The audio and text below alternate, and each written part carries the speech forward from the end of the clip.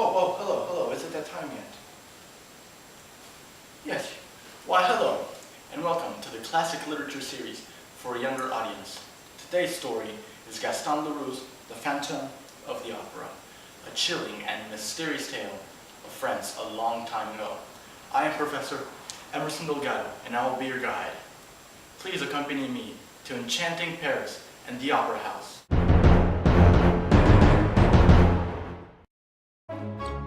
Once upon a time, many years ago, in the enchanting city of Paris, there was a beautiful lady named Christine.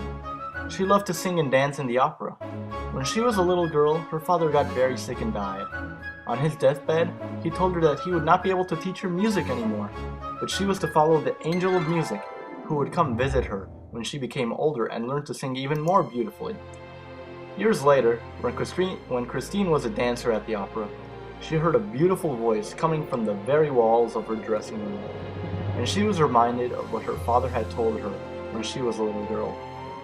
Trusting the voice, she began talking to him and learning music from him. She learned his name was Eric. Meanwhile, a very scary figure had appeared in the opera house and was causing all sorts of mischief. No one really was sure what he looked like, but the people at the opera said he was tall and thin, in a dark suit, and with a horrible face, with no nose. Worst of all, he had an evil heart. They all agreed he must be a ghost and called him the Phantom of the Opera, or the Opera Ghost. The horrible opera ghost killed an opera worker, and the managers of the opera, whom the ghost had been stealing money from, decided to quit their job. At the goodbye play for the managers, Christine got a chance to sing. With her coaching from Eric, a mysterious voice, Christine now had a chance to prove she was the best singer, and that she did. Christine sung with such passion and heart that her melody brought even the strongest man to tears. It seemed that even the nighttime crickets stopped to listen to Christine's voice. No one had ever heard such beautiful music, for it was the music of angels. Worn out from the song, Christine collapsed on the stage. The handsome Raoul was in the audience when Christine collapsed.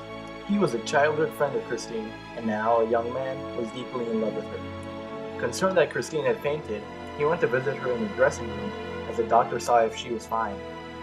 Christine was indeed fine, however she pretended not to remember Raoul. This was because Eric had made Christine promise not to talk to Raoul. Eric, the voice, knew Raoul was in love with Christine, but he was also in love with her, and was jealous that Christine might be in love with Raoul. Raoul, a little bit angry that Christine didn't remember their childhood, left the dressing room, but as he stepped out the door he heard Eric's voice tell Christine, "I love you."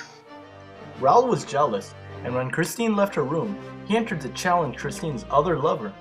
He was puzzled, however, to find no one was inside. This was because Eric was just a voice, with no body to be found.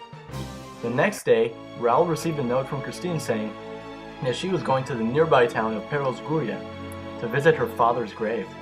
And since Raoul had also known her father, he was invited to come. Aha! She does remember me! He shouted triumphantly. Then puzzled, he said, "But then why act like she doesn't remember me? Who was that voice that declared his love for her?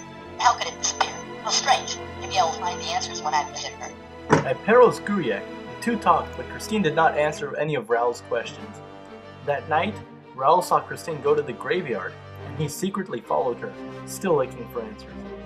At the graveyard, Raoul heard Eric's voice again, but this time singing, making the most beautiful music he had ever heard.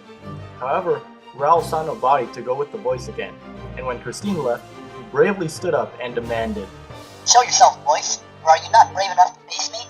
At that, a pile of bones rolled at Raoul, and he was knocked out until a policeman found him the next morning. He couldn't find Christine anywhere. Eric had kidnapped Christine and taken her to his underground house beneath the opera.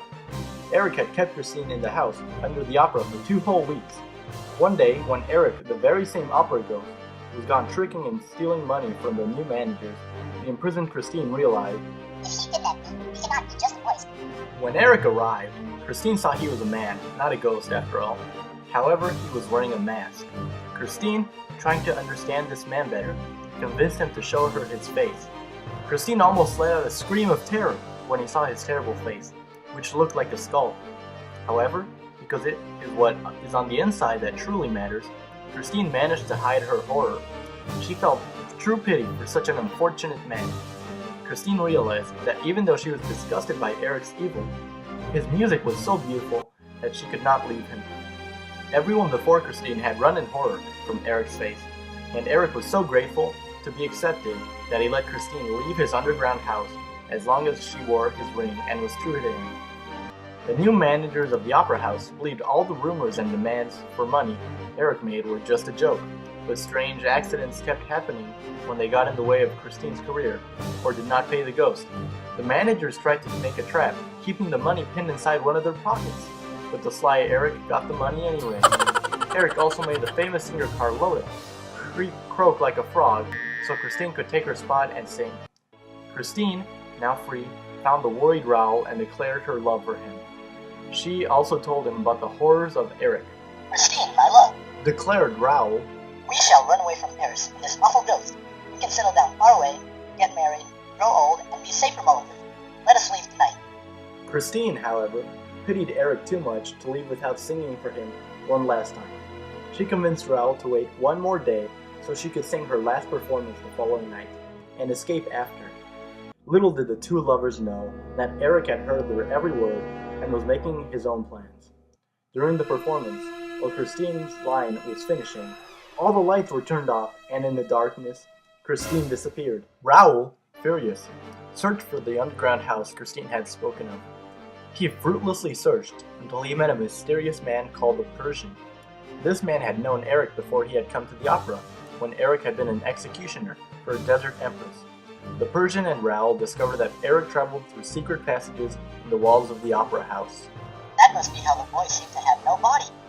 Exclaimed Raoul. In the evil house beneath the opera, Eric offered Christine one last choice, to marry him or he would blow up the opera house. Meanwhile, Raoul and the Persian managed to enter the house, but they became trapped in Eric's torture chamber, which made you believe you were in a very hot desert without water. Christine realized that they were trapped, but Eric caught her trying to open the door, and cruelly heated the torture room so hot that Raoul and the Persian began to go mad. Christine, realizing no one could save her now, decided to marry Eric rather than having Raoul, the man she truly loved, die along with everyone else in the opera. Though she despised Eric's evil, she kissed him on the forehead. At that moment, the torture chamber began to flood from a surrounding lake, so the explosives no longer worked. However, Raoul and the Persian were in danger of drowning. Eric realized that because of his horrible face, no one before, not even his own mother, had ever kissed him.